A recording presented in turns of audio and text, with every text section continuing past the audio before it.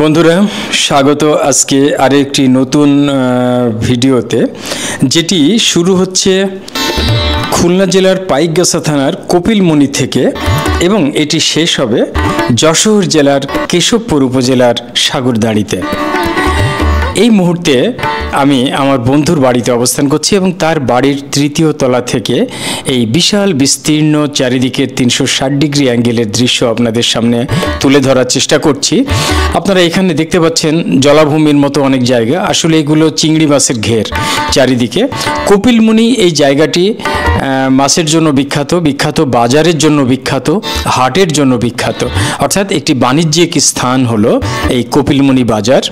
তো সেইখানেই এক মাঠের মধ্যে একটি সুন্দর নিরিবিলি ফাঁকা জায়গায় আমার বন্ধুর বাড়িটি, এবং এখানে চারপাশে শুধু চিংড়ির ঘের আর চিংড়ির ঘের। বাড়ির চারপাশটাও বেশ সবুজ, অনেক গাছপালা লাগিয়েছে। সব মিলিয়ে এই জায়গাটায় কিছুক্ষণ অবস্থান করাটা অনেক আনন্দের এবং খুব সুন্দর লাগছিল। আমরা এইখান থেকে বেরিয়ে যাচ্ছি সাগরদাঁড়ির উদ্দেশ্যে। আমরা আমার বন্ধু, তার বন্ধুর ছেলে, তার স্পাউস, আমরা সবাই মিলেই এই 4 জন মিলেই আজকে এখান থেকে চলে যাব সাগরদাঁড়িতে মাইকেল মধুসূদন দত্তের পৈতৃক ভিটা তথা তার নিজের বাপদাদার যে বাড়ি সেটি আসলে দেখার জন্য, এবং একই সঙ্গে এই এলাকার বিখ্যাত একটি নদী অর্থাৎ বিখ্যাত নদী রিভার, যার নাম কপোতাক্ষ নদ। আমরা সেই কপোতাক্ষ নদটিও দেখব এই সফরে। এই যে এখানে অবস্থান করছে আমার বন্ধু, তার সন্তান এবং আমি। কিছুক্ষণের মধ্যে আমাদের সঙ্গে যোগ দেবেন তার স্বামী অর্থাৎ স্পাউস।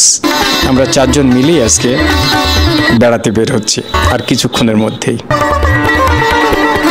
এই যে আমার বন্ধুটি চলে এসছে, ইলিয়াস, এবং আমার বন্ধু ইলিয়াস এবং ফেরদৌসী হাজব্যান্ড ওয়াইফ দুজনেই বন্ধু আমার, আর তাদের সন্তান। এই 4 জন আমরা আর কিছুক্ষণের মধ্যে রওনা দেব। একটি গাড়ি পেলেই আমরা অপেক্ষা করছি কোনো একটি গাড়ির জন্য, আমরা পেয়ে গেছি, এবং কপিলমুনি বাজার হয়ে আমরা এই অটোতে চড়েই চলে যাব। প্রথম লক্ষ্য আমাদের প্রথম গন্তব্য হলো তালা বাজার।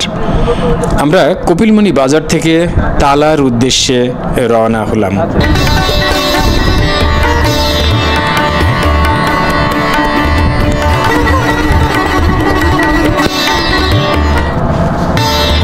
বন্ধুরা, আমরা যেখান থেকে অটোতে উঠলাম, অর্থাৎ এই যে কপিলমুনি বাজার, এই বাজার থেকে আমরা যে জায়গায় প্রথমে গিয়ে নামবো, অর্থাৎ এই প্রথম গাড়িটি থেকে যেখানে নামবো সেই তালা পয়েন্টের দূরত্ব প্রায় 9 পয়েন্ট সামথিং বা 9 কিলোমিটার, বা আমরা ধরে নিচ্ছি অ্যারাউন্ড 10 কিলোমিটার মতো।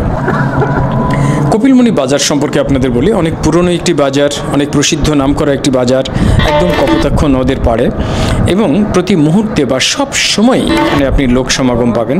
প্রচুর দোকানপাট খোলা আছে। এটি ইউনিয়ন পর্যায়ের একটি জায়গা, কিন্তু আপনার মনে হবে একটি জেলা লেভেলের মার্কেট।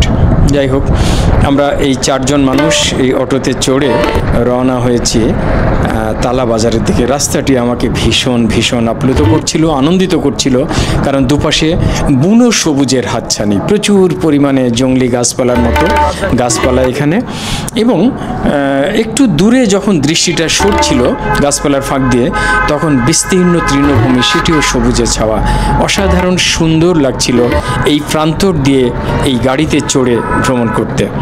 আমার মন বলছিল গেয়ে উঠি কোনো গান, কবিতার 2টো চরণ, কিন্তু কেন জানি না লজ্জায় আড়ষ্ট হয়ে মুখ দিয়ে সেগুলো বের হচ্ছিল না, কিন্তু মনের ভিতরে আনন্দের ফল্গুধারা বইছিল তখনও।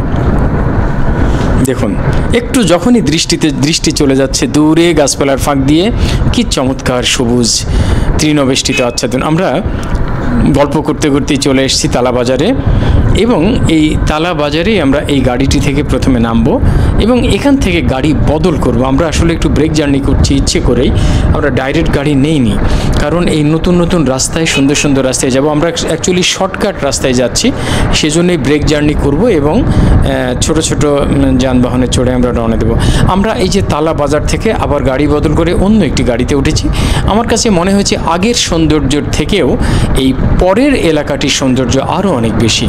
আপনারা দেখুন, নিজেই মন্তব্য করতে পারবেন আমার কথাটি সত্য না মিথ্যা। দেখতে থাকুন দুপাশটা।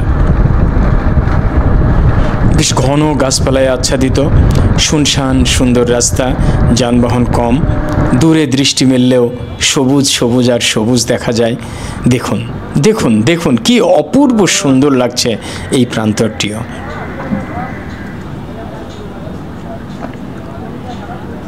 কুমিরা বাজার।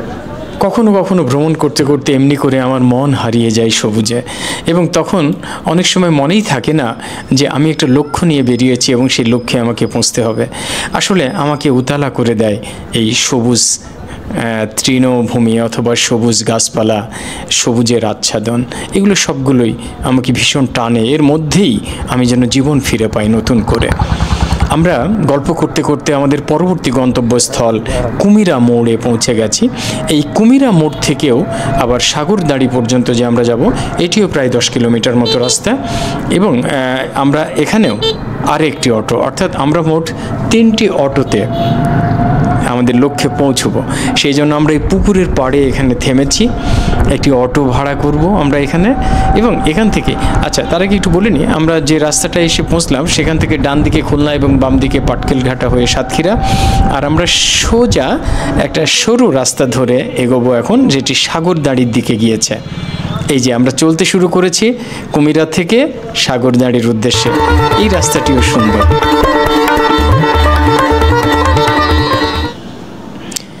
তাহলে আমরা একটা জিনিস দেখলাম যে কপিলমুনি থেকে সাগরদাড়ি পর্যন্ত গড়ে প্রায় 30 কিলোমিটার পথ, এবং ভিতর দিয়ে আসলে আপনি অটোতে, সিএনজিতে বা যে কোনো যানবাহনে ইচ্ছে করলে আসতে পারেন। অল্প একটু রাস্তা, মেন রাস্তায় যেতেই হবে না। এই ছোট ছোট চিকন রাস্তা বা গ্রামের ভিতরের রাস্তা ধরেই সাগরদাড়িতে পৌঁছা যায়। সাগরদাড়িটা যশোর জেলার কেশবপুরের মধ্যে পড়েছে। আমরা গল্প করতে করতে পৌঁছে গেছি সাগরদাড়ি গ্রামে, এবং এইখানে রয়েছে একটি সরকারি পর্যটন কেন্দ্র। আমরা এই পর্যটন কেন্দ্রের গেটে অবস্থান করছি। দেখুন ভিতরে চমৎকার একটি রেস্ট হাউস রয়েছে পর্যটন দপ্তরের, এবং ভিতরে গল্প করেছিলাম যে ওখানে 3টি বা 4টি রুম ওনাদের সর্বসাকুল্যে রয়েছে, এবং রুমগুলোর ভাড়া 700 টাকা করে, খুব সম্ভবত 700-800 টাকা এরকম। আমরা সেখান থেকে আরেকটি ছোট যানবাহন নিলাম এবং গল্প করতে করতেই কিছুক্ষণের মধ্যেই পৌঁছে গেলাম সাগরদাড়ি মাইকেল মধুসূদন দত্তের বাড়িতে, অর্থাৎ আমাদের গন্তব্য, আমাদের লক্ষ্য। এই যে বাম দিকে যে এলাকাটি দেখতে পাচ্ছেন, খুব চমৎকার করে প্রাচীর অর্থাৎ ফেন্সিং করা বা ঘেরা, রেলিং দেওয়া, এর ভিতরেই যে অংশটি সেটি আসলে মাইকেল মধুসূদন দত্তের বাড়ি। কালজয়ী শিল্পী, কালজয়ী কবি, তার কবিতা আমাদের বাঙালির মনে মনে মনের ভিতরে ঘুরে বেড়ায়। সতত হেন তুমি পরমোর মনে, সতত তোমারই কথা ভাবিয়ে বিরলে। তিনি ফ্রান্সে চলে গিয়েছিলেন কোনো এক সময়, সেখান থেকেও এই মাইকেল মধুসূদন দত্ত কপোতাক্ষ নদের কথা ভুলতে পারেননি। এই বাড়িটি তাদের পৈতৃক বাড়ি। তার বাবা ছিলেন একজন জমিদার, এবং তিনি এখান থেকে কোনো এক সময় একজন বিদেশিনীকে বিয়ে করার অপরাধে বাবার কাছ থেকে বিচ্যুত হয়েছিলেন। বাবা সন্তানের সম্পর্ক থেকে বিচ্যুত হয়েছিলেন। দেখতে পাচ্ছি যে এখানে দেশি পর্যটকদের জন্য 20 টাকা, এবং উচ্চ মাধ্যমিক পর্যন্ত যারা ছাত্র তাদের 10 টাকা, এবং সার্কভুক্ত লোকের জন্য 100 টাকা, এবং বিদেশিদের জন্য 300 টাকা করে এখানে ঢোকার ফি অর্থাৎ টিকিট কাটতে হবে। অনেক অর্থ কষ্টে তার দিন কেটেছিল পরবর্তীতে, কিন্তু তাদের যে পৈতৃক ভিটা সেটি বৈভবে ভরা, সেটি অনেক অভিজাত। আমরা এখানেই ঢুকবো এখন, এখানেই দেখবো এখন যে কি আছে। আমরা ধন্যবাদ বন্ধুরা, এভাবেই সাথে থাকবেন। পরের পর্বে অবশ্যই এই বাড়িটির ভিতরে কি আছে তা আপনারা দেখতে পারবেন, এবং আমরা একটু একটু করে ঘুরে ঘুরে সমস্ত বাড়িটাই দেখব, আপনাদেরও দেখাবো। খুব ভালো থাকবেন। আল্লাহ হাফেজ।